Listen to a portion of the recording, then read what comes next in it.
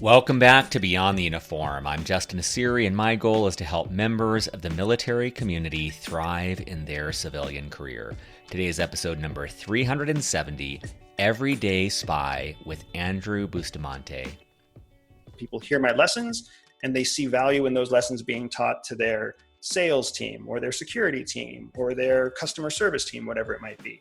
And those are always interesting experiences for me because I have no background in that world. So I need someone to help me frame the lesson so it applies to someone who is a sales, customer service, or security specialist. And then in between those periods where I work, I have long periods where I don't work at all. We've got plans to go take a 2-week sailboat trip down to Key West.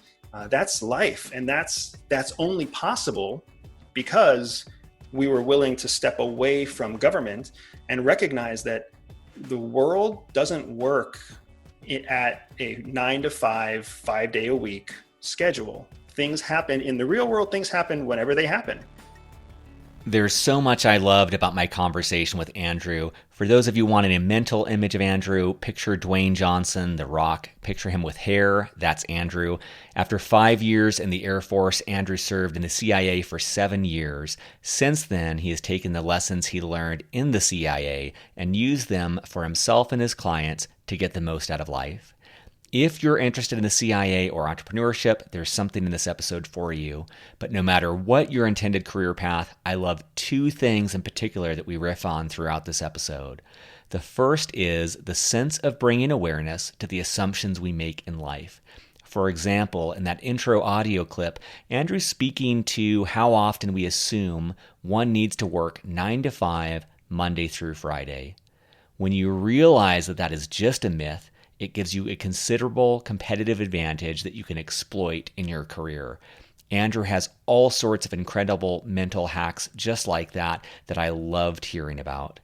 Second, I find that there are often judgments about people who leave the military, people who leave public service like the CIA, and go on to do something different that is right for them and their family. We talk about this head on, and I believe nearly all veterans will benefit from this part of our conversation. If you enjoy this episode, be sure to check out number 337, Entrepreneurship and Self-Knowledge with Commit Bailey, and episode 328, Struggle is What Gives Us Gives Us Value, with Micah Fink of Heroes and Horses. Both of those have similar elements to this episode, and both of them will be linked in the show notes for this episode at beyondtheuniform.org. And I'm sorry to say this is the final episode that's made possible by financial support from the Carlson School of Management. They gave us resources for 10 brand new episodes, and we're very, very grateful for their financial support. We're hitting the pavement to find our next sponsor so we can bust out our 371st episode soon. So here's more information about our sponsor. And again, I'm grateful for their financial support and the freedom to pick and choose the episodes we produced with their support, because we've been wanting to find someone with Andrew's background for a while now. So this episode is sponsored by the Carlson School of Management. Whether you're transitioning to a civilian career or continuing military service, an MBA from Carlson at the University of Minnesota prepares you for a high-impact career in business. Carlson is committed to the veteran community and provides the benefits, experiential learning, and network to accelerate your career. In addition to a resident tuition waiver, all admitted full-time MBA military candidates receive generous scholarships and stipends to cover expenses that may not be eligible for the GI Bill. To learn more, you can email mba@umn.edu. That's mba@umn.edu. You'll find that in our show notes as well. So with that, let's dive into my conversation with Andrew.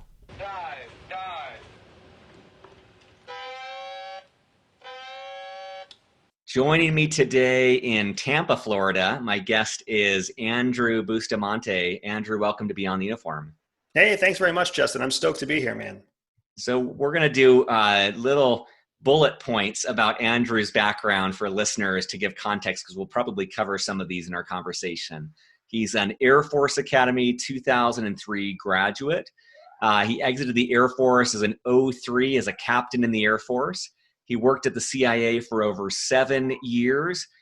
He served as a senior advisor to CVS Health for over 5 years, and he has been the founder for nearly 3 years of the company Everday Spy.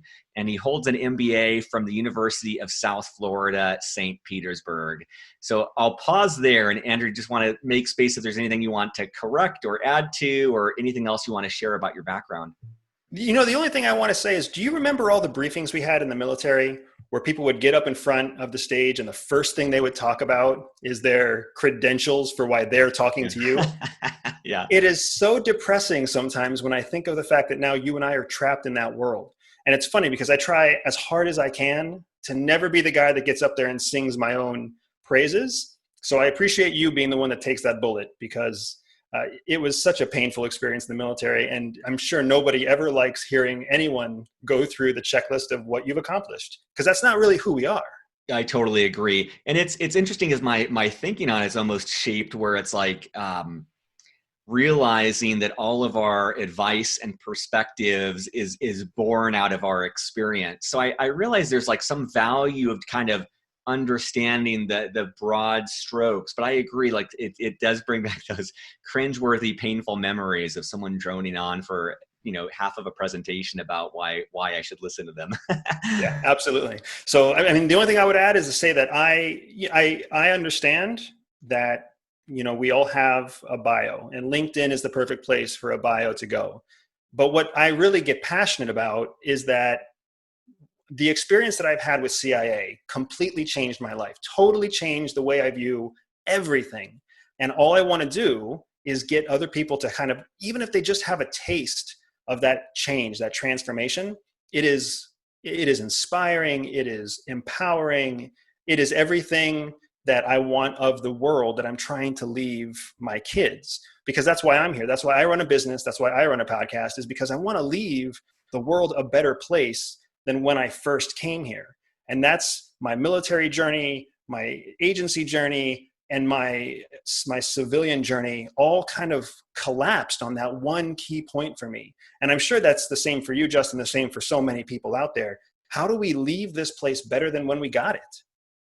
I love that. And when in the show notes for this episode, listeners will be able to go to Andrew's company, which is everydayspy.com. But when I went to your website at first, it's well done, because immediately I got what you're doing. And I'm just wondering, we're going to jump around a lot for listeners, I think, today, but what could you share? Like, what was that life-changing insight that you took from the CIA? Because it seems like it's had a profound impact on you and the work that you're doing in the world now. Yeah, and I'll be the first. It's not a encouraging transformation. Let's say it's a good news story, but we've got to get through a little bit of yuck before we get to the good news, right? So basically, in a nutshell, the transformation is this: the world is actually not fair. That's the yucky part. The world is an incredibly unfair place. Everything we've ever suspected about unfair advantages and about people being in power because they have superior information, superior resources, superior access, all of those suspicions are absolutely true, but nobody talks about it. In fact, you go through growing up with your parents, and my dad used to say, Andrew, life's not fair. But what he was really saying was, I'm the boss and you have to listen to me. That's what my dad was trying to say. But yeah, I don't think he realized how profound his statement was. I certainly just wrote him off like all teenagers do with their dads. But then the military tries to teach you to be like fair and reasonable and follow orders and stick to the rules. That's something that the military breeds into all of us. And you start to adopt this mentality like, oh, the world is fair and things are good, and if I follow the rules, good things will happen. And then you've got 1.5 million life coaches out there who are basically trying to sell you the same thing. Do the right thing, the world is good, and the universe will reward you. Well, here I am kind of drinking this Kool-Aid as I'm indoctrinated, as I succeed up through the ranks in the military. And then I go to CIA and I'm like, oh, I must be here because the world is good and I've done good things and I've followed the rules, and that must be how I got here. And then like day one of training, the first thing they did was just shatter that worldview, because they were like, if you know certain tactics, if you understand the human mind, if you understand and how to predict human behavior, you have the ultimate advantage for the rest of your life. And we need you to have that advantage because our mission is American primacy. CIA's job is to collect secrets that they shouldn't know so that the United States government can use those secrets to remain the superior dominant superpower for all time. That's, you don't get there by playing fair. So I basically got trained in every unfair advantage you can imagine, and then used it to support and defend the United States Constitution. That's the best way to, that's the best reason in the world to use an unfair advantage. But Everyday Spy is my chance to say, you know what? I was trained in these skills, just like every other undercover officer was trained in these skills, but I want to give back. It was American taxpayer dollars that got me there.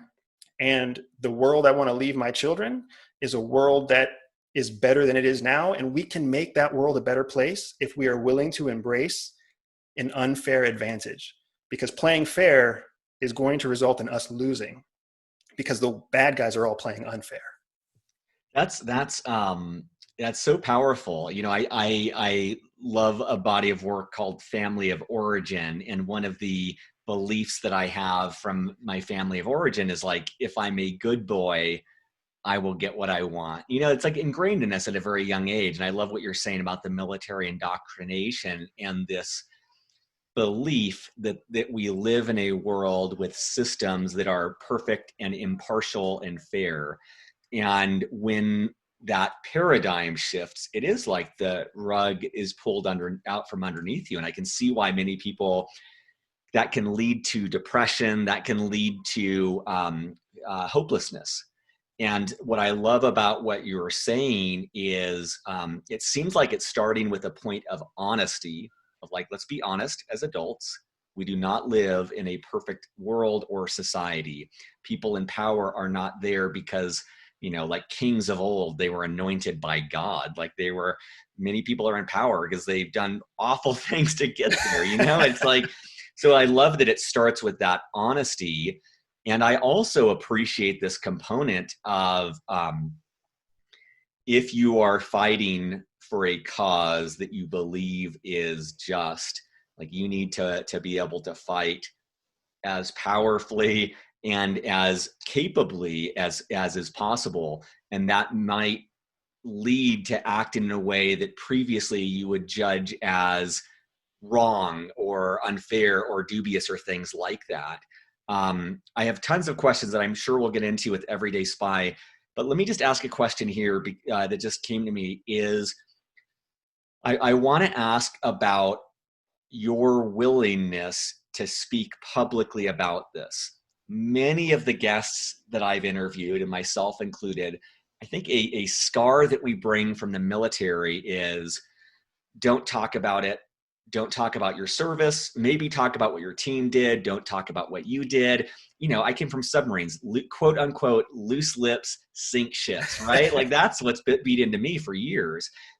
And then I imagine the CIA is even more so secretive. Don't talk about this. It's the, you know, I worked at McKinsey and Company, and it had a vibe for me of like, you know, we don't really talk about things. You always brush it under. So I'm just wondering, how were you able to overcome that? And what advice you have to people who may have this sense of like, downplay, don't talk about it, hide it. It's wrong to share what your experience was.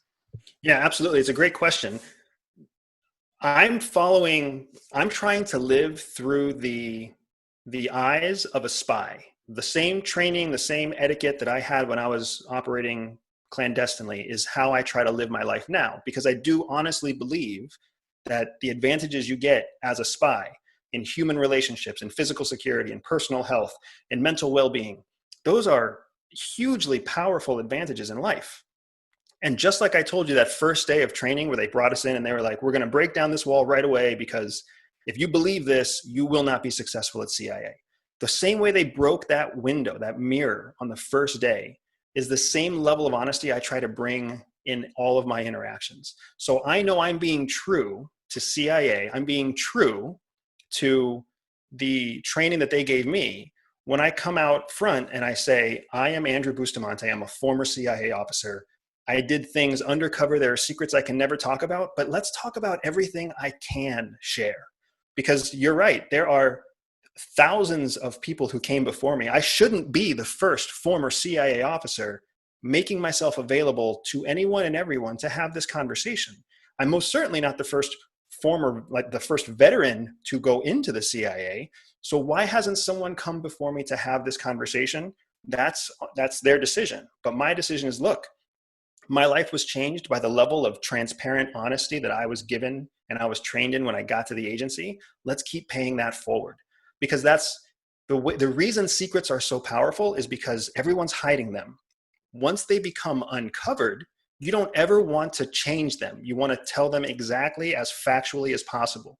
Ultimately, the president's going to make a decision off of our intelligence.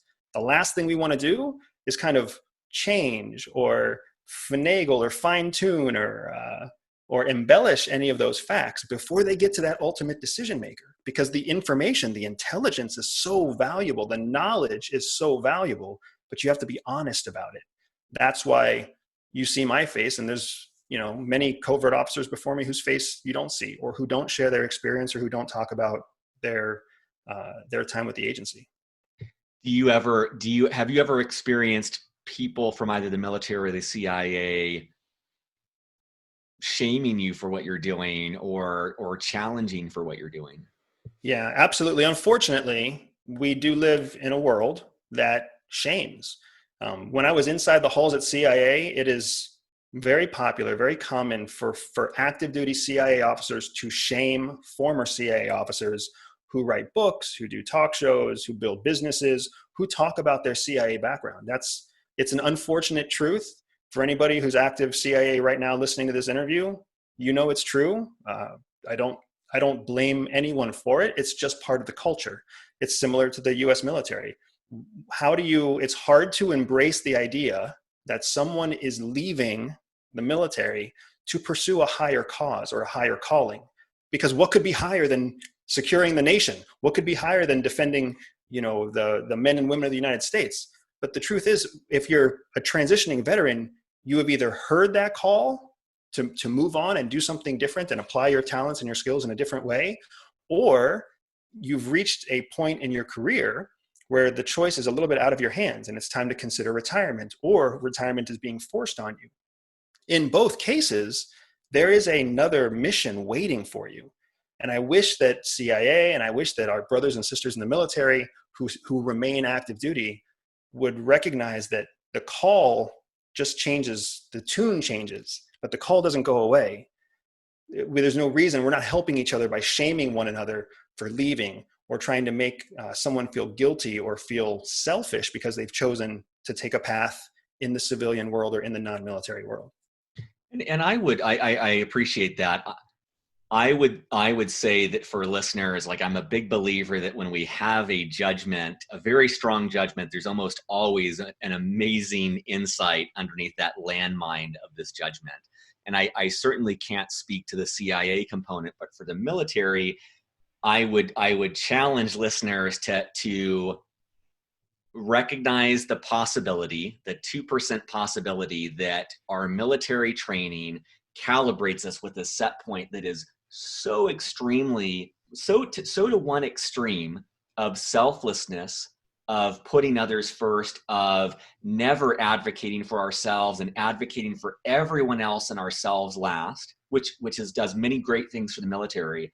But consider that set point is so far to one extreme that when you leave the military, doing something that everyone else would view as normal to you may seem like the most self-centered, egotistical thing.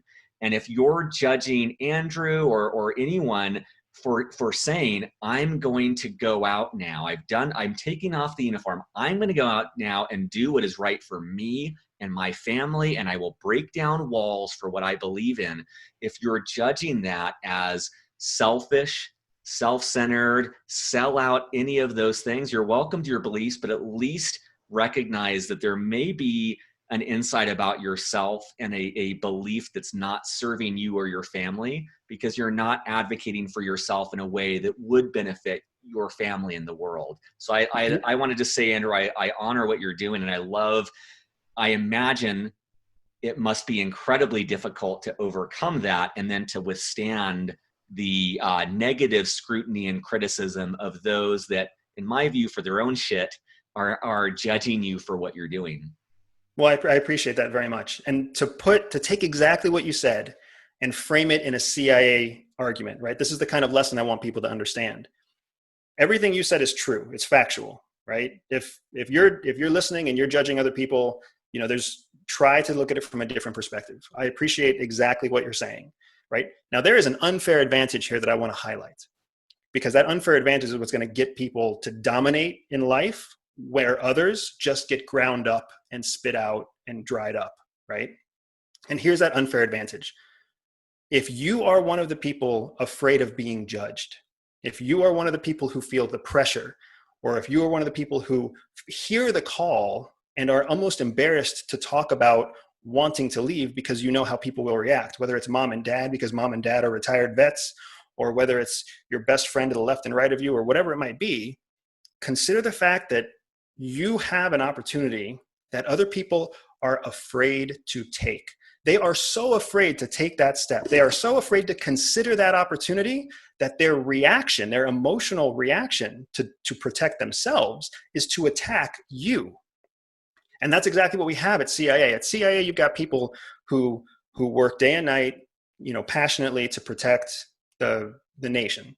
And then someone chooses to leave. And we don't leave often. I think our attrition rate's like 2 or 3%. It's not much, but people choose to leave. As soon as that person gets ready to leave, the reason that all those other folks start to shame the one that's trying to leave is because they realize that once that person steps across the seal in the opposite direction, they have a life of freedom. They have a life where they don't have to wake up at 2:00 in the morning to some phone call to get spun up about some concern in some third world country that nobody cares about except for 2 different congresspeople, right? They have a chance now to stop missing birthdays, and they have a chance to start celebrating anniversaries on 2 or 3 or 5 or 2-month vacations that is just absolutely impossible when you're working for the government. And that's the reason that drives the shaming. It actually has nothing to do with the fact that you're leaving, you're considering leaving for a higher cause or to take care of your family, to make a larger impact in a different way. That shame that they're responding to is kind of evidence of how trapped they are in their own worldview. You are breaking out of that worldview and seen as a threat to them, therefore they attack. And that's the unfair advantage. You have unlimited opportunity. They are actually limited by their inability to see that opportunity. I love that framing. We'll come back in a second to the origin story of Everyday Spy, but let's fast forward to where you are now. Let's say wearing a mask and 6 feet apart from a Air Force cadet, they were to say, Andrew, what is it that you do for a living? How do you answer that? How would you explain that to someone who's 18 or 19 years old? I tell them my life is it's whatever I want it to be. It's a whole lot of fun right now is what my life is. I take private intelligence contracts all over the world when they interest me, or when they pay enough, or when I have a good friend who's asking me to come support them. I just recently came back from the Middle East supporting one of those private intelligence contracts. Sometimes I'm in Washington, D.C., sometimes I'm in North Carolina, California, you name it. On top of the private intelligence contracts, there's also commercial contracts that come in. People know who I am because they've heard my story, they've seen my face, they follow the podcast. I have a popular podcast called Everday Espionage Podcast, and people hear my lessons and they see value in those lessons being taught to their sales team or their security team or their customer service team, whatever it might be. And those are always interesting experiences for me because I have no background in that world. So I need someone to help me frame the lesson so it applies to someone who is a sales, customer service, or security specialist. And then in between those periods where I work, I have long periods where I don't work at all. I take my kids to the beach, I homeschool them, we go on vacations. We're making a plan right now to take a month off so I can go get hang glide certified in Georgia. We've got plans to go take a 2-week sailboat trip down to Key West. That's life. And that's only possible because we were willing to step away from government and recognize that the world doesn't work at a 9 to 5, 5 day a week schedule. Things happen in the real world, things happen whenever they happen.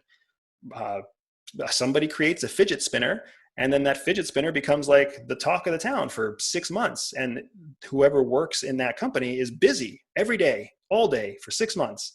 And then it disappears, right? And the same thing, everybody out there who made face masks before January had a nice, boring, repetitive life. And then the world came down on them and they had to find a way to produce more. So that's the way the world actually works. But we try to force ourselves into this 9 to 5, 5 day a week puzzle piece. And oh, by the way, in the Arab world, it's the exact same puzzle, but they start on Sunday and end on Thursday. So somehow all over the world, people are forcing themselves into this rubric, this cube, when the world doesn't work in a cube. And that's another agency lesson that I learned. When you're collecting intelligence and meeting with assets and you're doing dead drops and having secret meetings, you do it whenever it works. Whenever they are able to leave their country, whenever they have access to information, whenever you have access to them. That's kind of how it works. I love that because so I love that crisp example. If I'm understanding correctly, it's almost like you're exemplifying, here is a lie that we all agree to believe in, which is a week is Monday through Friday. That's when you do your work. You do it between these hours. And if you're able to see this lie, you're able to shatter it. You're able to shatter that myth, and that gives you a tactical advantage, because now, rather than being a drone who views this as 9 to 5 Monday through Friday, you realize you can create whatever life appeals to you most. And that might be periods of intense work and intense play, if that's what you desire, but you're able to step out of the confines of this structure that doesn't actually serve you. Am I following that correctly? Yeah, exactly right. Exactly right. So let me give you just a quick story, right? When I graduated from the Air Force Academy in 2003, I was part of a program called the Golden 15. 15 graduates get invited to stay at the academy and become instructors in one of the different departments. Now, before you sound impressed, or before you get impressed, understand that I was invited to stay to work in the phys ed department. So it's not that impressive. I'm not very I'm not a super successful student or anything like that, but I was invited to stay and be part of the phys ed department. So that I was assigned to a segment of that department at the Air Force Academy that was being commanded by a naval officer. And he was a decent enough guy, right? I was a brand new, golden, shiny, new bars on my shoulder lieutenant. And I was just as stupid, and I knew just as little as every other lieutenant out there, right? Even though I was still at the academy, I was in a whole new world. I didn't know anything about what I was doing. But what I did know is that the tasks that were given to me could be done in like 2 or 3 hours. It's basically, get ready for the next class, and then when that class arrives, deliver that class. So even though the school day, the academy training day was, 9 or 10 hours long, I would work 40 minutes in a class, and it would take me about 30 minutes to prepare for that class. So in a 10-hour day, I only had 3 or 4 hours worth of work. So I planned, well, that's cool. I'm going to go train. I'm going to go exercise. I'm going to go get fit. I'm going to go take a correspondence course to get smart about something else. Well, my commander in that department, the guy from the Navy, was like, "You're never at your desk." And I told him, "Yeah, I'm never at my desk because I've got my work done and I'm going to the gym and I'm going to do this. I'm going to go be productive somewhere else." He's like, "No, if you're not at your desk, I don't know where you are. I don't know what you're doing." And I was like, "Okay, well, I can send you calendar updates. I can tell you what I'm doing. That's no problem. You don't understand, boy." He used to call me boy. "You don't understand, boy. You sit at your desk because that's where your assignment is. And you sit there until you go teach a class. And when you're done teaching a class, you come back and sit at that desk."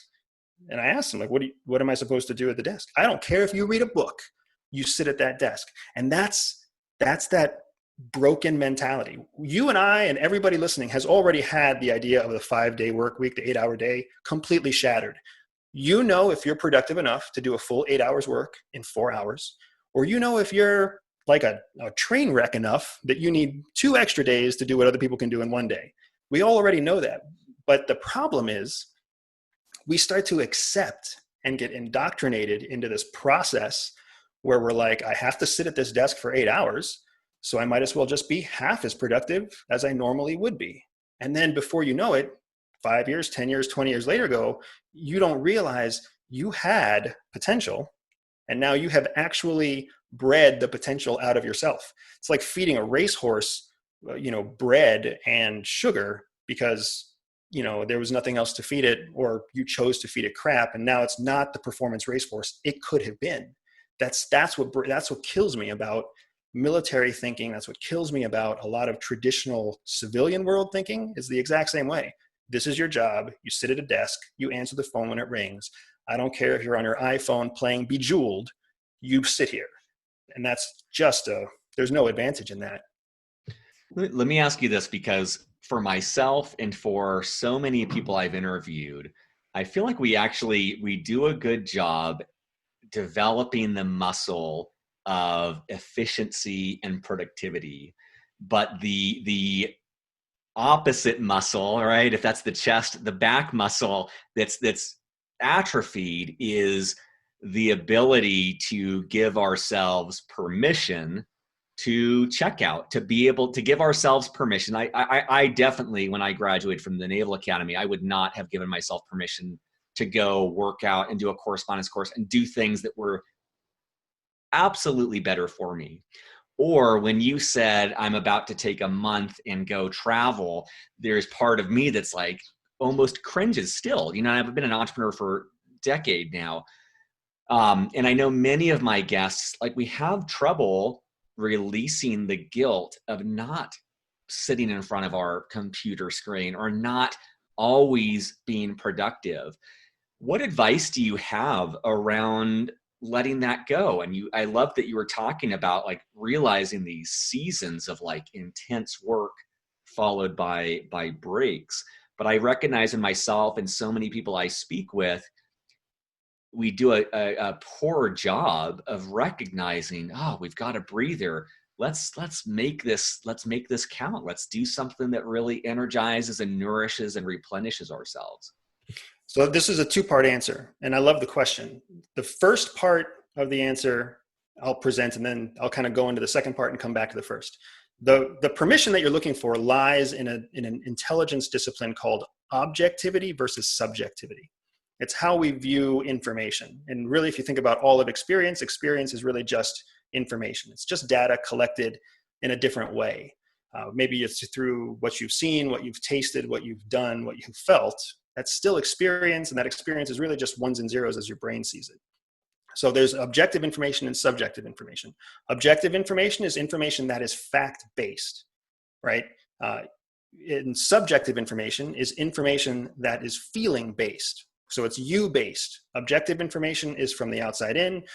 Subjective information is from the inside out. So when you pick up a rock and the rock weighs 1 pound, that is objective information. No matter who picks up that rock, it's going to weigh 1 pound. You put it on a scale in a foreign language. If it's measured in grams, it's still going to equate to 1 pound. That is an objective fact. Subjectively, you might look at it and say, well, that rock's kind of heavy. And somebody else is going to say, well, that rock's kind of light. Somebody's going to say that rock's really pretty. Somebody else is going to say that rock looks ugly, right? Some people are going to see yellows with more of a green tint, and some people are going to see blues with more of a red tint. That's all subjective. All right, so keep in mind subjective and objective. So then part two of your question, or part two of the answer, is that I try to teach people a principle that we learned at the agency where we talk about balance, but not work-life balance. Work-life balance is a load of baloney. The idea that like you're going to work for 6 hours and be off for 6 hours, and that's what life is going to look like all the time, that idea that there's an actual physical like scale somewhere and it's never going to move, that is a total myth. That scale, the scales of justice, the gold on one side, coal on the other side scale, is actually constantly moving. It's constantly adjusting because the two ends are in balance. Balance is not a permanent state. Balance is a constantly shifting temporary state. So I equate that to mountain biking. If you've ever been downhill mountain biking, then you know you're sitting on the bike, you're moving at a speed, ideally at a speed that you're slightly uncomfortable with, because that's how it gets fun, and you're hauling ass down a hill, and you're in balance. If you go a little bit faster, you're going to be out of balance and potentially fall and bust your butt. If you squeeze the brakes a little bit, you're going to be still in balance, but you're going to miss out on some of the opportunity that the downhill run has to offer you. Most of us feel like if we fall off the bike, we have failed, and therefore we squeeze the brakes. I want to stay on the bike, right? Squeeze the brakes. I want to stay on the bike. This is a nice, conservative, safe approach. I'm going to squeeze the brakes. I'm going to stay on the bike and just go a little bit slower. What the agency teaches you is, no, what you want to do is let go of the brakes so that you are right on the edge of discomfort. Because what happens? What happens if you never fall off? If you don't let yourself consider, what if I don't fall off? Then you'll never know how awesome the ride could have been. And you know what happens if you do fall off? You fall. And what do, man? You get right back on the freaking bike. And then you have to make the same decision again because you still got the same hill. Do I squeeze the brakes? Do I ride on the edge? So we talk about, instead of work-life balance as the traditional form that you hear in LinkedIn and everywhere else, we talk about a life in balance, meaning some days you are pushing, you're working, and some days you're recovering. You're never, ever resting, right? It's work, recover, work, recover, work, recover, just like a good fitness routine. You only give your muscles enough time to heal to the point where they're stronger. They're still sore, they're still tired, and then you work them out again, right? So take that same concept, go back to the first part of the answer with objective and subjective information. Objectively, you have a certain number of hours of work that you have to do, certain tasks or objectives that you have to accomplish.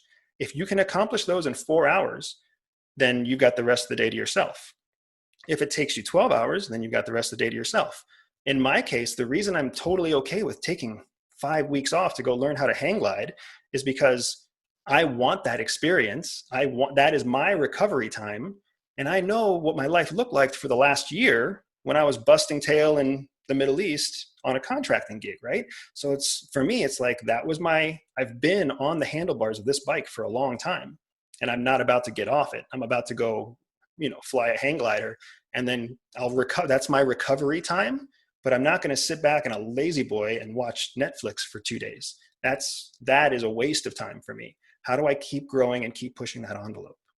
I love the mountain biking analogy. I spend a lot of time thinking about discomfort and the power of discomfort to teach and the value of discomfort. And for listeners, I'm going to make a note to check out in the show notes an interview I did with Micah Fink of Heroes and Horses. And he has a lot of complimentary thoughts about discomfort and how he takes veterans on horseback into the middle of nowhere to just introduce pain and suffering and discomfort that when we avoid leads to more suffering.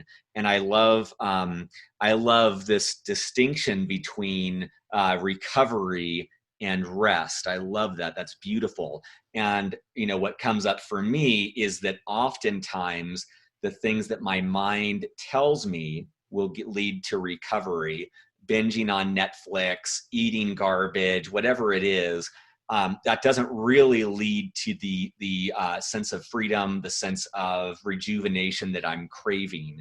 And there are oftentimes mental hurdles where it's like, I don't want to go for a run because that is more work and I need to avoid that. Or I don't want to go, take 5 weeks to go hang gliding because that will introduce more stress. Like all these things, it's like a very tiny speed bump to do it. But then once the wheels are in motion, I start to realize that everything I was craving is achieved through that motion, through that exercising of a different part of who I am. But it is still kind of moving forward. It's not, I'm not to bash Netflix. I think it has its time and place, but it's like what I love most about what you're saying, and I'll just put it in the framework that I work with, is trusting our intuition moment to moment and understanding what we are needing and letting go of the judgments of I can't do that, I can't take time off, or I can't work longer, and really feeling into what would really nourish us and benefit the world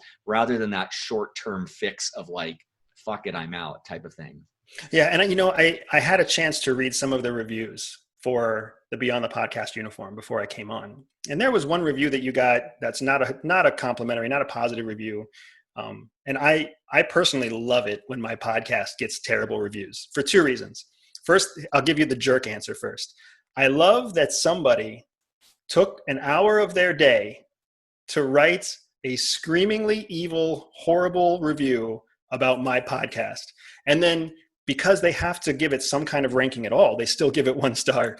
So it's like you're telling me that everything I'm telling you is worthless, but it's worthwhile enough to you that you have to try to tell others. Like, you think that you're warning others when the predominant information is in a different direction. You had someone like that. I'm sure you've had several, but someone like that came across my radar for this interview, for this podcast, when I was looking beyond the uniform.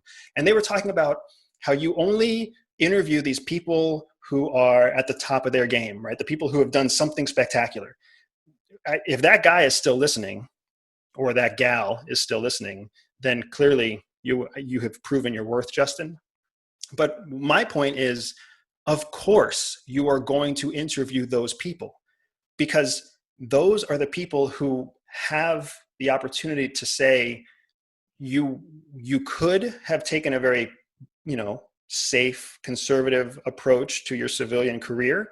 You could have continued to live within the confines of the framework and the worldview that the military kind of indoctrinated us to. Or you can realize that the military has actually set you up to exceed the average person's lifestyle.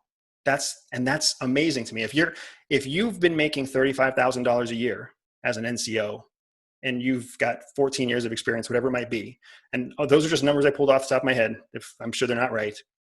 But the fact is, you have unlimited potential to what you can earn as soon as you take off that uniform, right? That the same naval officer who used to call me boy at the Air Force Academy, he was gonna cap out at the low 6 figures if he made it his entire 20-year career. Then he was going to retire at some random percentage of whatever his base pay was, right? And that's all great for him. That's a pretty decent life if you are willing to be a cog forever. But the people who change the world are the people who go out there and create a whole new machine. And the military sets us up to be able to do that if we're willing to break out of the confines of what they've put us in. It's just like public school. Public school tries to train everybody the same way, but it can't help but challenge those few who are willing to rise beyond what they've learned in public school. So I don't see any reason why you would interview anybody other than people who inspire and empower transitioning vets to go out there and push themselves beyond what they thought they could do, because that's the front leading edge of the handlebars. That's where the ride is the best. I love that too, because as you say that, I realize that so many of the conversations that I've most enjoyed are the people who did shatter the mold, where the mold for me from submarines is most, not in my experience at least, was most people would do submarines and then they would go to like a nuclear power plant or government contracting. That to me is kind of the structure that I allowed to be built around me. And I love the people who say like, okay, that's great. I'm going to go be a photographer for ESPN, or I'm going to go. And I love it even more when they're the ones where they say, well, you cannot do that because no one has done that before, which again is a myth, and it's like, so the beauty of what I hear you saying is the ability to see the spin, the ability to kind of see the matrix and to say that, look, past precedent is just one piece of information, and the story that we're fed about right or wrong or good or bad or taboo or not taboo, when you can challenge that and step outside of that as absolute certainty, and you realize the perhaps that exists, perhaps that is true, even introducing the possibility that it is wrong allows you to have this tactical advantage to then find a way to step outside that. And it's, it's in everything, right? There was I know this is overused, but it's like, there was a point in time when the mile was, 5-minute mile, and that could not be broken. And then someone runs a 4-minute mile. And there's, throughout history, there are times when they say this cannot be done, and someone does it. And so I think that what's so empowering about the work that you're doing is it is introducing the possibility to see things differently. And that unlocks the potential to literally change the world, or to change one's life at the very least. Absolutely. So I'm going to, if you don't mind, I want to take kind of what you just said and break it into, again, SPY jargon, right? So we were talking about objectivity and subjectivity previously. So when you give the example of people who are saying things like, well, it's never been done, or I haven't seen it done before, or if it could be done, someone would have already done it. That is all firmly in the world of subjective reasoning, right? Subjective reasoning, inside out, feeling based, non-fact based thinking. That's where all of that thinking resides. Everything about, I can't do it, I'm not smart enough, I don't have the background, whatever. I didn't get picked to be the pitcher for my little league team, and therefore I'm going to be a loser for all of my life. All of that's subjective garbage. I have a good friend who calls it head trash. I love that term, right? Head trash, because it's based on your mind. I could look at you and have a completely different assessment and opinion of your skills and capabilities than you have when you look at you, right? But we're accustomed to living in a subjective world. Now, then you start talking about how that subjective reasoning starts to stack up. Person A thinks it, person B thinks it, person C is undecided, but he sees A and B thinking it, so therefore he jumps on board, right? That's actually another mental, like scientific mental flaw. It's called a cognitive bias. When you your brain wants to work quickly. So it wants to create logical connections, even if there is no logic that makes the connection. It's the same reason why a child who's bitten by one dog one time will be afraid of dogs when they're an adult. The mind has made a connection. It was an illogical connection. Not all dogs bite. That dog that bit them did bite that day, right? The same thing is happening between person A, B, and C, right? Person A says it's impossible. Person B says it's impossible. Person C is undecided, but then says, well, the predominant opinion here is that it's impossible. Therefore, it must be impossible. And they make that connection logically in their brain, even though there's no logic there. It's a cognitive bias known as the bandwagon effect. And the agency teaches us to understand these kind of mental gaps, because on the unfair advantage side, if you understand how a human brain works and you understand when someone is thinking subjectively, you can essentially control the environment to drive them to a subjective decision that is in your best interest. That's the heart of every negotiation. How do you get someone to make a logical connection that giving you a cheaper price or a better deal is good for them? It's all about understanding how their mind works. And that's a huge piece of what I try to teach with Everyday SPY, because it's easy to see how you could use that against somebody for your own advantage. But it's even more powerful when you recognize that if you are aware of that in yourself, you have taken the advantage away from every salesperson, every con man, every competitor, every tight walleted client out there who's trying to just take advantage of you, because you have removed the element of subjective thinking. You are solely balanced in objective reasoning, and you are ready to rock. I love that, and I hope listeners see the practical applications to life, relationships, and career. But I want to just tease out one thing. I'm just finishing a book called "They Ask You Listen." It's about content marketing, but he gives lots of business examples, and the one that came to mind right now when you were speaking was CarMax, which has been incredibly successful.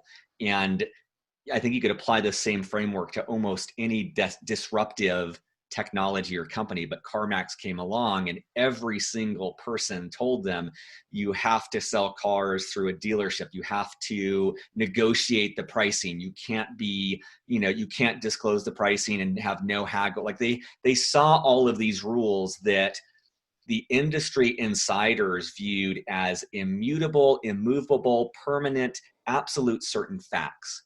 And because they introduced the question of maybe, but maybe not, they were able to capitalize on that failing on other people to the tune of billions of dollars, right? And you could apply that to Apple, you could apply that to any Uber, you could apply that to any successful and hyper successful company. And so I just want to say that for listeners, because I know we talk about career a lot, and this has been a lot more on life. What Andrew is talking about is so profound in its implications for entrepreneurship, the way you show up in your job. I mean, the way that you show up in the military, right? And for those of you listening who plan to make a 30-year career, I think that's awesome. But there's ways to take this disruptive approach to the norm, the status quo, the things that we accept as reality where it's not reality. It's just story and fabrication. So I think that's really beautiful. I want to give you, Andrew, a wide berth. I know we've got 5 or 10 minutes left here, but I always leave a little bit of time, but I'll give you a little bit more, which is, there's so much we talked about, but I'm sure there's stuff we didn't talk about. And I just want to give you open reign to talk about whatever else you feel like would benefit listeners, anything that we haven't talked about so far. So I want to just address the career aspect of it with a couple of quick stories I'll make them short and I'll make them applicable because they were so powerful for me. So the first one is when I left CIA to work for a Fortune 13 company, CVS Health. So I was leaving CIA, looking to transition into the civilian world. And I had a friend of a friend who recommended me to a hiring manager at CVS Health. I had no idea anything about how to work in the world of pharmaceutical benefits management and anything that has to do with that world of healthcare. I went through the interview process. They were looking for me for a very specific kind of task, a very specific kind of role that was to solve some growing pains they were having as they were trying to break into the Fortune 10 world.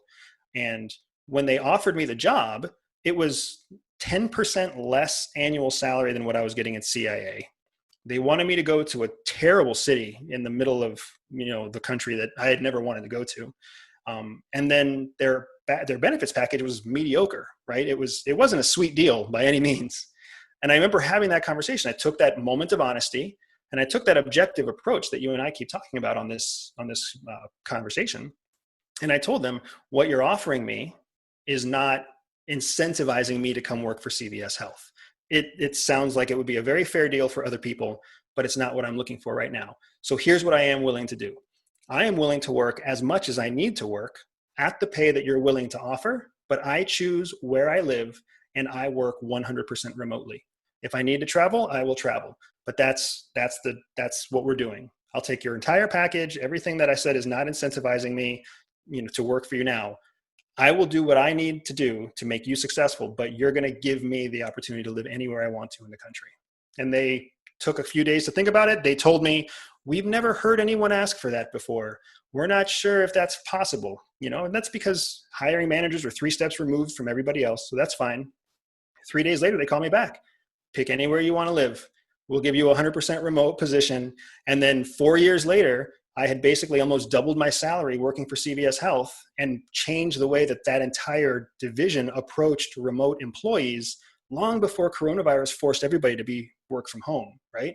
So when you shatter that traditional mindset, there's opportunity there. Even if other people push back, even if other people don't understand, if they don't understand, to hell with them, because they're never going to understand. If you want to negotiate and win, you've got to have someone who's willing to negotiate. So now I'm going to fast forward from there 3 years to when I launched Everyday Spy. Everyday Spy was never supposed to be a business. It was supposed to be just a nice hobby that I could use to give back to the community. My first ever event with Everyday Spy was at a little nonprofit in downtown St. Petersburg with a struggling art studio that was barely making ends meet. They were the only ones who responded to my email and said, yeah, sure, we'd love to have your 8-part lecture on how espionage applies to everyday life.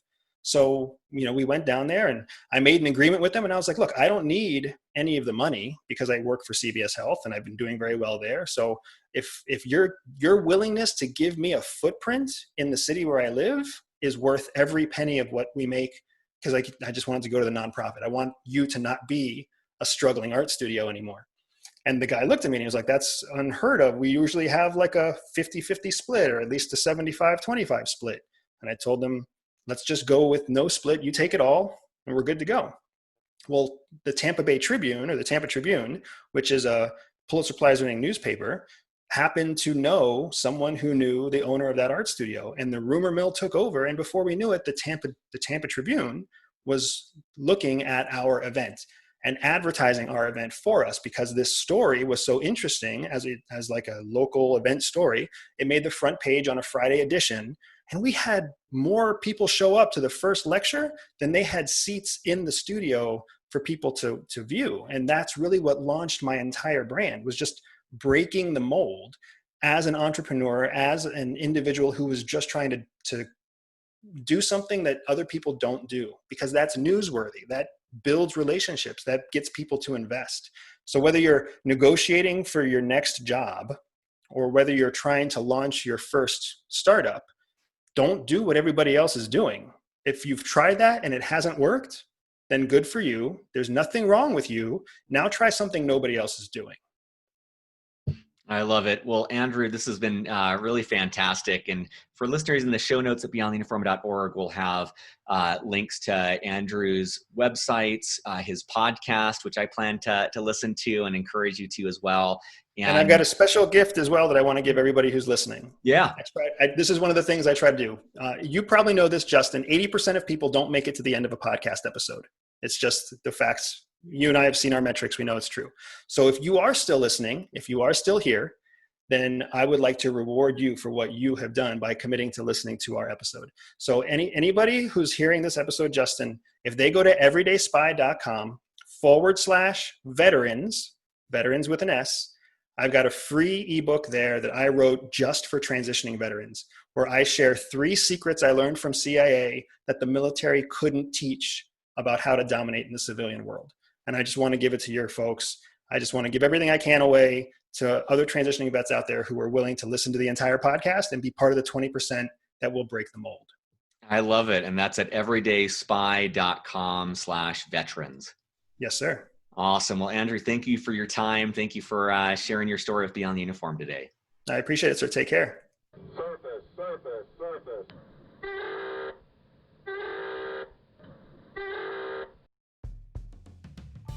Beyond the Uniform is written and produced by me, Justin Nassiri, with help from our Chief of Staff, Steve Bain, our editor, Kathleen Dillon, and our Head of Social Media, Janelle Hanf. We are all volunteer organization and would greatly appreciate your help in any of the following 3 ways. First of all, spread the word. Beyond the Uniform has over 360 podcast episodes and 15 on-demand webinars, all offered for free. Help us spread the word on social media, at military bases, or whatever gets the resource in front of the men and women who need it. Positive reviews on iTunes go a long way towards this as well. Second of all, sponsorship. Beyond the Uniform relies on financial sponsorship to keep us going. There is so much more we'd like to do as well, but just don't have nearly the resources to do so. If you know of a company that would advertise in any way with Beyond the Uniform, please send them our way. Third of all, donations.